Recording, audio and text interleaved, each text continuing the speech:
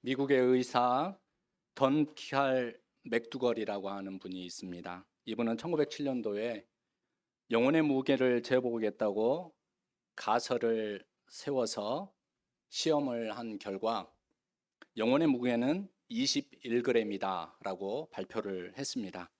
하지만 이것은 과학적인 근거가 매우 빈약하여 관련하여 이루어진 다른 연구에서는 이 21g이라고 하는 것이 영혼의 무게가 아니라 사람의 몸에서 빠져나간 가스의 무게다라고 나중에 많은 사람들에게 받아들여졌다라고 합니다.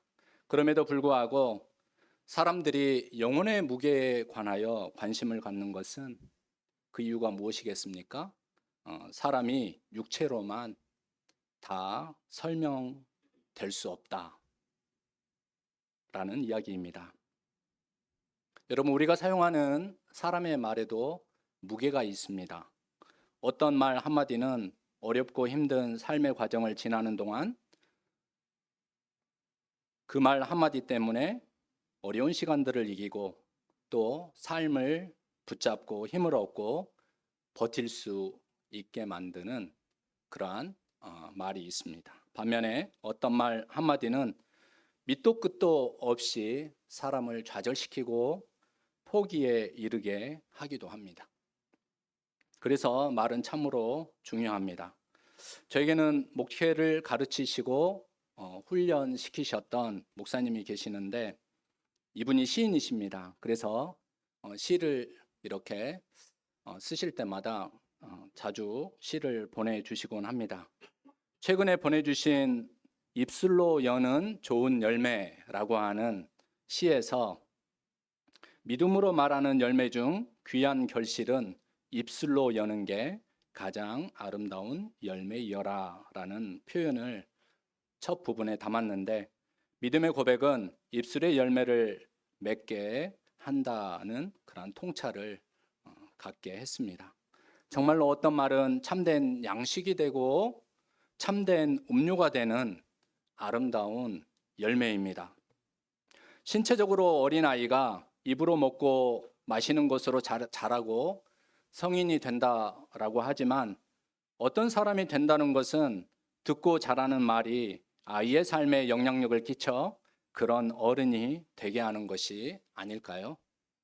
그래서 오늘 예수님은 본문 55절에서 57절 말씀에 내 살은 참된 양식이요 내 피는 참된 음료로다.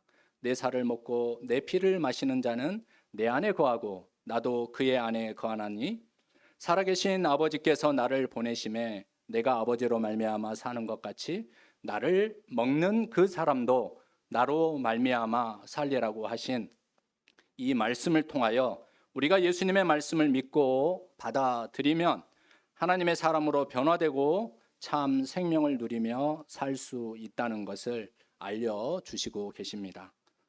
그런데 그때나 지금이나 예수님에게 나온 사람 중에 예수님의 말씀이 어려워 알아들을 수 없다고 하는 많은 사람들이 있습니다. 왜입니까? 오병이의 이적을 맛본 사람들이 다시 예수님에게로 모여들었을 때 그들이 다시 온 이유를 말씀해 주시는 예수님의 통찰로부터 그 이유를 찾을 수 있습니다. 6장 26절의 말씀을 함께 읽어 보실까요? 예수께서 대답하여 이르시되 내가 진실로 진실로 너희에게 이르노니 너희가 나를 찾는 것은 표적을 본 까닭이 아니요 떡을 먹고 배부른 까닭이로다. 여러분 이 말씀을 어떻게 이해하셨습니까? 배가 부르고 등이 따뜻해졌다라는 의미로 사람이 이기적이거나 세속적인 그러한 이유 때문에 주님을 찾고 제자가 되었다라고 이해하십니까? 그래서 그러한 이유 때문에 예수님을 사람들이 찾아왔다라고 생각하십니까? 그렇지 않습니다. 예수님은 자신에게 나온 그들을 그렇게 비난하지 않았습니다. 이스라엘 조상들이 광야에서 40년 동안 만나와 맥주라기를 먹고 살았던 것은 하나님의 은혜요 돌보심이라고 이스라엘 백성들은 고백했습니다. 그래서 오병이어를 경험했던 사람들은 바로 예수님에게서 만나와 메추라기를 먹이셨던 하나님의 은혜와 돌보심을 기대하고 또 그분이 바로 하나님께서 보내주신 메시아다라고 자신들의 그러한 신념과 믿음 때문에 예수님에게 나온 것입니다. 그런데 그들이 예수님의 말씀을 이해하지 못한 것은 무엇 때문일까요? 그들이 예수님의 말씀을 어려워하신 이유는 무엇 때문일까요? 그것은 예수님께서 가지고 계신 하나님 신앙관과 자신들이 가지고 있었던 하나님 신앙관이 달랐기 때문입니다. 하나님을 찾는 믿음의 결이 서로 같지 않았던 이유로 다수의 제자들은 예수님의 말씀을 들었지만 예수님이 하신 말씀을 알아듣지 못했다라는 것입니다. 그래서 본문은 예수님이 자신을 가리켜 생명의 떡이라고, 하늘에서 내려온 떡이라고 하시면서 자신을 먹고 마시라고 했을 때 제자 중 여러 사람들이 이 말씀은 어렵도다. 누가 들을 수 있느냐? 이 말씀이 너무 어려워서 나는 이해할 수 없다. 이 말씀이 도대체 무슨 말씀이냐? 나는 받아들일 수 없다라고 수군거렸다고 합니다. 오늘 우리는 이 말씀을 잘 이해하고 있습니까? 우리도 다수의 제자처럼 예수님의 말씀이 늘 어렵다고 느껴지십니까? 사실 어렵지요. 어려운 부분이 있습니다. 그렇다면 우리도, 그런데 내용을 몰라서 어려운 것이 아니라 우리도 예수님을 따랐던 다수의 제자들처럼 예수님의 말씀이 자신의 신앙관이나 세계관에 걸림이 되어 받아들여지지 않고 있는지를 살펴보아야 한다라는 것입니다. 자기가 가지고 있는 신앙관이나 세계관이 예수님의 말씀을 받아들일 수 없는 그릇인지 아닌지를 살펴볼 수 있어야 한다라는 것입니다. 그러나 예수님의 말씀을 마음으로 받들면, 우리는 예수님의 말씀을 마음으로 받든다라고 하는 것을 믿음이라고 하죠. 믿으면 이해가 되기 시작을 합니다. 이게 바로 믿음의 신비입니다. 이해하면 믿을 것 같지만, 이해하고 믿어지는 부분도 있겠지만 믿으면 이해하는 부분이 생기는 것이 바로 기독교 신앙이라는 것입니다. 하지만 예수님은 이야기하십니다. 너희 중에 믿지 않는 자들이 있다. 이상하지 않습니까? 예수님을 따르는 사람들인데 너희 중에 믿지 않는 사람들이 있다. 예수님이 이 말씀을 하셨습니다. 그래서 믿지 못함으로 이해하지 못하고 그 사람들은 예수님의 말씀이 어려웠고 또 그들은 그들의 마음의 갈등을 가지고 있었던 모양입니다.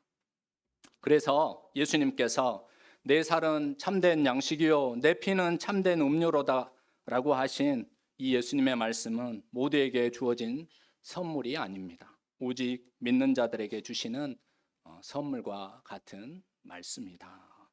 여러분이 이 말씀의 의미를 잘 이해하실 것으로 기대합니다. 그리고 이 말씀이 여러분에게 잘 느껴지시기를 바랍니다.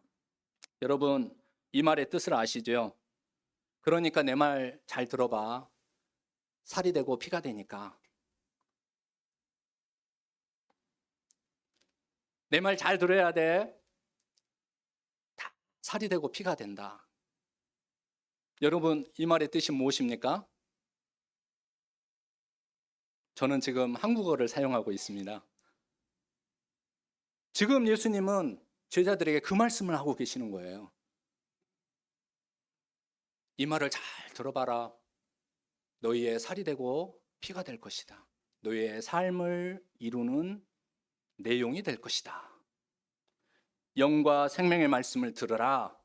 영과 생명의 말씀을 믿고 받아들여라. 이러한 의미입니다. 예수님의 말씀을 받아들이면 예수님께서 그 안에 거하며 또 그도 주님 안에 거하고 주님으로 말미암아 살고 영원히 살게 된다는 약속이 바로 그 안에 있다. 예수님은 이 말씀을 하고 계셨습니다. 그래서 여러분이 예수님의 살과 피를 기념하는 성찬식은 예수님이 여러분을 거처로 삼고 함께 하겠다라는 그런 언약을 날마다 재확인하는 은총의 시간입니다. 하지만 한국 교회사에서는 이 성찬 때문에 교회가 핍박을 받고 오해를 받았습니다. 교회가 실종된 영유아의 살과 피를 먹는 곳이라는 안 좋은 소문이 초기 한국 교회에 퍼졌던 모양입니다. 그래서 한국 교회에는 저기는 아이들이 실종이 되고 있는데 저 아이들이 저곳에 끌려가 가지고 살을 뜯기고 또 그들의 피를 갈아 마신다, 이렇게 생각을 했던 모양입니다. 근데 이것이 한국 교회의 이야기이지만 성경이 쓰여진 당시에 바로 기원 후 1세기에서 4세기에 있었던 로마 시대의 이야기이기도 하다라는 것입니다. 오늘 본문은 당시 로마 제국에서 로마 군인들 사이에 널리 퍼진 미트라 종교라고 하는 미래 종교가 있는데 이것과 연관이 된 그러한 내용으로 소개가 됩니다. 미트라교는 우주의 황소를 잡아서 피를 뿌리는 그곳에서 생명이 일어난다라고 하는 그런 잘못된 신앙관을 가지고 있었다라고 합니다. 그래서 부모가 이제 로마 군사들이 전쟁터에 로마를 확장시키기 위해서 많이 군대에 가서 군사로서 전장터에 많이 끌려가야 하잖아요. 그때 부모들이 어떻게 했냐면은 소를 잡아가지고 소의 피를 받아가지고 그것을 자녀들에게 먹였다라고 하는 그러한 배경과 관련이 있는 게 바로 오늘 본문의 이야기입니다.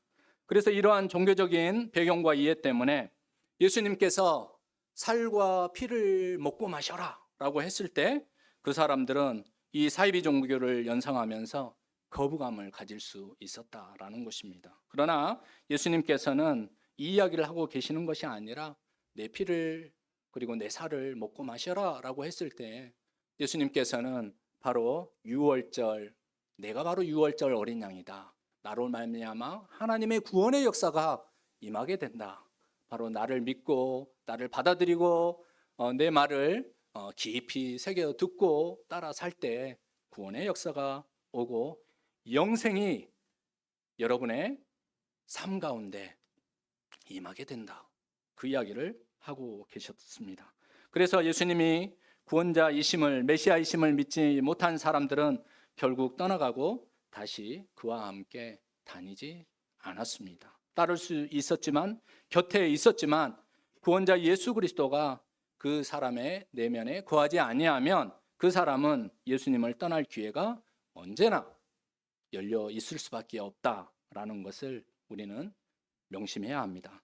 그래서 예수님은 떠난 제자들을 보시면서 핵심 제자군인 12제자에게 묻습니다. 12제자는 그래도 예수님과 함께 동락하시면서 예수님이 하신 말씀이 무엇인지 더 잘 이해할 수 있었을 것입니다. 예수님은 제자들에게 묻습니다. 너희도 가려느냐? 여러분은 이 예수님의 질문에서 너희도 가려느냐? 예수님의 이 질문에 여러분 얼마나 무게감을 느끼고 계십니까? 성경은 믿지 않는 사람들을 위해서 복음을 소개하고 변증하는 책입니다.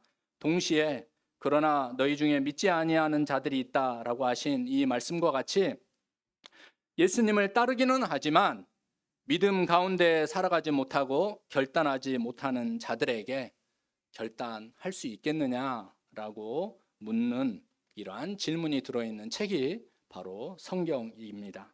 너희도 가려느냐? 여러분, 우리는 예수님을 따르던 많은 제자들이 왜 떠나갔는지를 묵상해 보아야 합니다. 먼저 그들은 자기의 필요 때문에 예수님에게 왔다라고 했습니다. 그리고 자기의 필요가 끝나니까 떠나갔습니다. 먼저 읽은 6장 26절의 말씀과 같이 배고픔이 해결될 수도 있고 해결 안 될 수도 있고, 병고침이 이루어질 수도 있고 안 될 수도 있고, 외로움이 충족될 수도 있고 안 될 수도 있고. 그런데 이 모든 것들이 그렇다고 해서 나쁜 것은 아니죠. 이러한 계기를 통하여서 예수님을 만나고 생명의 구주 되시는 예수님을 통하여 변화되는 삶으로 나아가는 그런 수단과 방법이 되면은, 그리고 도구가 되면은 괜찮죠. 그런데 그 목적 하나 때문에, 그 목적 때문에 예수님을 찾는다, 이와 같은 이유로 인하여서 그들은 잠시 동안 주님 곁에 머물러 있을 수는 있었겠지만 떠날 수밖에 없었다라는 것입니다. 두 번째로, 사람들이 왜, 그것도 제자들이 왜 주님을 떠났습니까? 두려움 때문에 떠난 것입니다. 그들은 알았습니다. 예수님을 통해서 온전한 하나님을 만나면 그들이 죽을까 봐 두려웠기 때문에 예수님을 떠난 것입니다.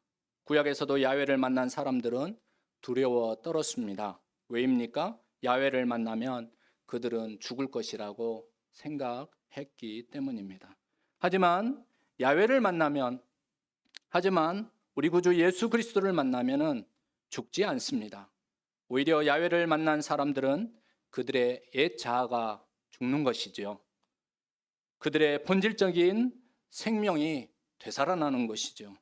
그런데 이 사람들은 두려움 때문에 떠난 것입니다. 어떤 두려움입니까? 옛 자아가 죽을까 봐서 주님을 멀리한 것입니다. 자기들의 삶의 방식을 포기하고 싶지 않은 것입니다. 자신이 성취한 모든 것을 누리지 못하는 것에 대한 망설임이 그 안에 있었던 것이죠.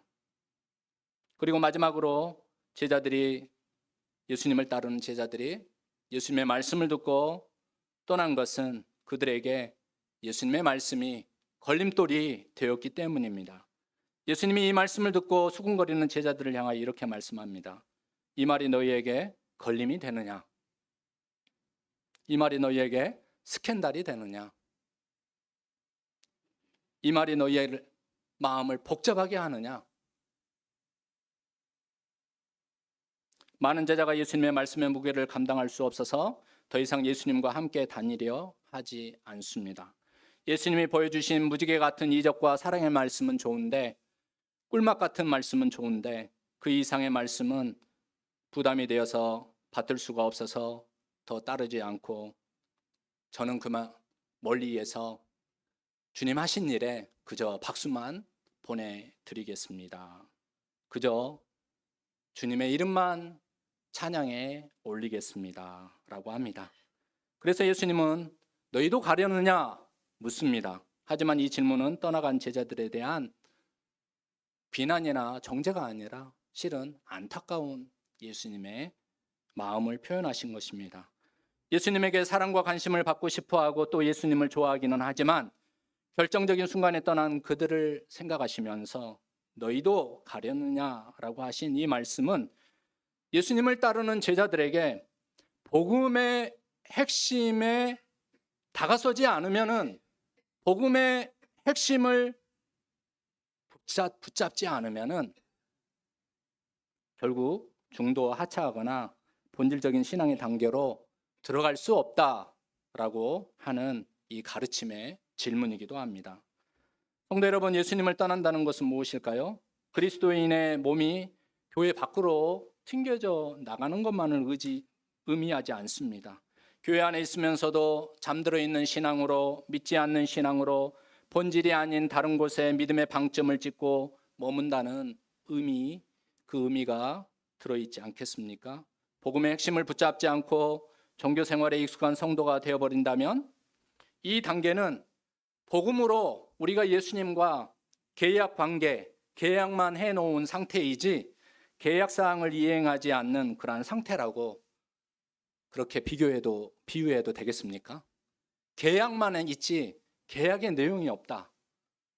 계약만 있지 계약의 내용이 이행되지 않는 그러한 상태 가운데 놓여 있는 것과 같다라고 비유할 수 있겠습니다. 그래서 이 말씀을 들은 우리에게도 예수님은 묻습니다. 당신도 가겠습니까? 여러분에게는 이 예수님의 이 말씀, 너희도 가렸느냐라고 하는 이 말씀의 무게가 얼마만큼 느껴지고 계십니까? 이 질문을 받은 베드로는 이렇게 대답합니다. 우리 베드로의 대답을 함께 읽어 보시겠습니다. 68절, 69절의 말씀입니다. 시몬 베드로가 대답하되 주여 영생의 말씀이 주께 있사오니 우리가 누구에게로 가오리이까? 우리가 주는 하나님의 거룩하신 자이신 줄 믿고 알았사옵나이다. 베드로의 대답은 예수님의 말씀을 먹고 자란 신앙 고백입니다. 복음의 씨앗이 심기고 싹이 나고 자라 열매를 맺은 입술의 고백입니다. 마찬가지로 예수님을 판 자 가룟 유다도 처음부터 예수님을 팔려고 하지는 않았다라는 점을 우리는 알 것입니다. 배반의 씨앗이 그의 마음에 심기고 싹이 나 자라서 마침내 마귀의 종노릇, 마귀의 하수인 노릇을 하고야 말았다는 것이죠. 베드로와 가룟 유다의 다른 점이란 무엇이겠습니까? 예수님의 말씀을 그들 마음 안에 얼마만큼 무게감 있게 받아들였느냐에 있다라고 하겠습니다. 여러 제자가 이 말씀은 어렵다, 누가 들을 수 있겠느냐라고 했을 때 이것은 이해하기 참 곤란하다라는 그런 뜻이라고 했습니다. 여러분, 영어로 이해가 무엇입니까? understanding이라고 하잖아요. understanding은 under는 아래이고 standing은 서다. 그러니까 아래에 서는 것. 이것을 이해라고 그렇게 표현해 볼 수 있겠습니다. 아래에 서는 것. 듣는 것이죠. 아래에 서는 것. 아래에 서는 것은 듣는 것입니다. 경청하는 것입니다. 베드로가 잘한 것이 있다면 바로 예수님의 말씀을 잘 들으려고 했다라는 것이죠.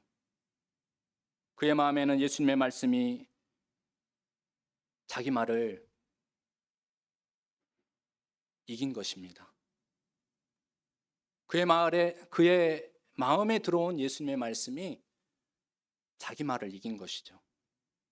그것이 바로 이해입니다. 그리고 이 이해에는, 이 경청은 바로 자기를 내려놓고 그리고 자기의 세계관과 자기가 가지고 있는 신앙관조차도 내려놓고 하나님의 말씀을 듣겠습니다 라고 하는 겸손입니다. 그리고 이것이 믿음입니다. 반면에 가룟 유다는 아무리 예수님의 말씀을 들은들 달라지지 않았습니다. 자기 말이 예수님의 말씀을 이기고야 마는데 아무리 들어도 무슨 소용이 있겠습니까? 그것이 교만이고 불신앙입니다. 가룟 유다는 예수님의 말씀의 무게를 마음으로 느끼는 것을 받아들이지 않으려고 거부한 사람이라는 것이죠. 하지만 베드로에게는 예수님의 말씀이 자기 살이 되고 피가 되는 말씀이 되었습니다. 말씀 한 구절 한 구절이 자기 마음에 와 닿을 때마다 자기 존재보다 더 무거운 그러한 느낌을 받았습니다. 그런 그가 그렇게도 멋지고 아름다운 무게감 있는 신앙 고백을 한 것은 예수님의 말씀을 잘 받들려고 했던 당연한 결과입니다. 그래서 베드로는 마태복음 16장 16절에서 이렇게 고백합니다. 주는 그리스도시요 살아계신 하나님의 아들이십니다. 마가복음 8장 29절에서는 주는 그리스도이십니다. 누가복음 9장 20절에서는 당신은 하나님의 그리스도이십니다. 그리고 오늘 본문 가운데 이 유명한 바로 베드로의 고백이 나옵니다. 요한복음 6장 69절에서 주는 하나님의 거룩하신 자이십니다. 이렇게 고백했습니다. 우리는 이 고백 앞에서 베드로가 예수님 안에 영생의 말씀이 있다라는 것을 깨닫고 믿었다는 것을 알 수 있습니다. 다시 말해서 베드로는 예수님의 말씀 안에 영과 생명이 있다는 말씀을 믿고 받아들이고 확신했습니다. 그리고 이해할 수 있었습니다. 주님의 영과 생명이 베드로에게 들어와서 거처를 삼으시고 베드로로 하여금 영과 생명의 본질을 알게 하셔서 사람들이 주인 삼은 다른 모든 신들에게 자기 마음을 줄 수 없다고, 자기 마음의 중심을 빼앗길 수 없다고 고백하고 있는 장면이 바로 오늘 본문의 베드로의 고백입니다. 사랑하는 성도 여러분, 너희도 가려느냐? 라고 하는 이 예수님의 질문에 영생의 말씀이 주께 있사오니 우리가 누구에게 가오리이까? 이 베드로의 대답이 바로 여러분의 대답이 되시기를 바랍니다. 영생의 말씀이 여러분 존재보다 더 무겁게 느껴지고 또 사람의 말에 쓸려 다니지 마시고 말씀의 중심 가운데로 들어가도록 복음의 핵심인 예수께서 참 생명이시다라고 하는 복음의 핵심인 예수님을 온전히 만나도록 참 생명을 경험하도록 주님의 말씀 가운데 여러분의 마음을 여시고 여러분의 모든 것들을 내려놓으시고 주님의 말씀 아래 머무시는 그런 은혜가 있으시기를 주님의 이름으로 축복드립니다. 다 함께 기도하겠습니다. 하나님 아버지, 우리가 주님 안에 거하기를 원합니다. 주님께서 우리를 처소 삼기를 원하십니다. 주님을 통하여 영생의 말씀을 듣게 하시고 우리를 생명으로 변화시켜 주옵소서. 우리가 주인 삼은 모든 것을 오직 주님의 빛 아래에서 보게 하시고 주님의 말씀에 집중하여 진리를 따르게 하여 주옵소서. 우리 심령을 오직 주님께만 드리오니 주님의 말씀으로 충만하게 하시고 주님의 인격과 태도와 마음으로 채워 주시옵소서. 우리 영혼의 목자 되시고 우리의 삶의 주관자 되시는 주 예수 그리스도의 이름으로 기도합니다. 아멘. 다 함께 찬송가 436장을 하나님께 찬양